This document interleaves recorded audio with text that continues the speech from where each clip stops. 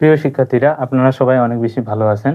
আপনারা যারা job candidate, admission candidate অথবা একাডেমিক বিভিন্ন শ্রেণীতে পড়াশোনা করেন অথবা নবম দশম শ্রেণীর স্টুডেন্ট যারা আছেন, তাদের জন্য এই ক্লাসটা খুবই গুরুত্বপূর্ণ। কারণ এই ক্লাসে বিভিন্ন গুরুত্বপূর্ণ যে মৌলিক ধ্রুবকগুলো আছে সেগুলোর মান আমরা জানার চেষ্টা করব, এবং এই মানগুলো যদি আপনারা মুখস্থ রাখতে পারেন তাহলে আশা করি বিভিন্ন জায়গায় অনেক বেশি কাজে লাগবে। তো চলুন ক্লাসটা শুরু করা যাক। 1 নাম্বার কি বলতেছে, পারমাণবিক ভর একক। এটাকে মানে এর একক হচ্ছে কি AMU। এটা মান হচ্ছে কত 1.66 × 10⁻27 কেজি। অ্যাভোগাড্রো সংখ্যা, আমরা এটা সবাই কম বেশি যারা নবম দশম শ্রেণীর স্টুডেন্ট, ষষ্ঠ অধ্যায়ে যে মৌল গাণিতিক রাসায়নিক গণনা, এই অধ্যায়ের খুবই গুরুত্বপূর্ণ একটা মান। অ্যাভোগাড্রো সংখ্যা বা নাম্বার অফ অ্যাভোগাড্রো এন দ্বারা প্রকাশ করা হয়।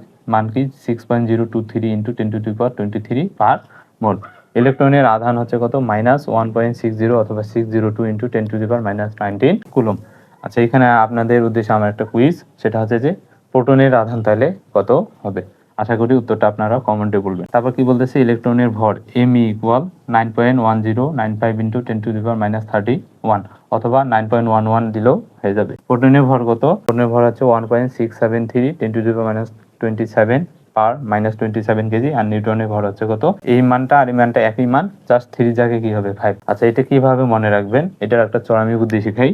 দেখেন, প্রোটনের বানান কটা? 1 2 3টা। নিউটনের বানান কটা? 1 2 3টা 4টা। যেহেতু এখানে 4টা আর এখানে 3টা, 3 বেশি না 4 বেশি? অবশ্যই 4 বেশি, এই জন্য এটাতে কি হবে বেশি। আর 3 কি কম? এখানে 3টা বর্ণ, এইভাবে মনে রাখতে পারেন। ঠিক আছে, আশা করি ক্লাসটা অনেক বেশি ভালো লাগছে আপনাদের। ধন্যবাদ সবাইকে।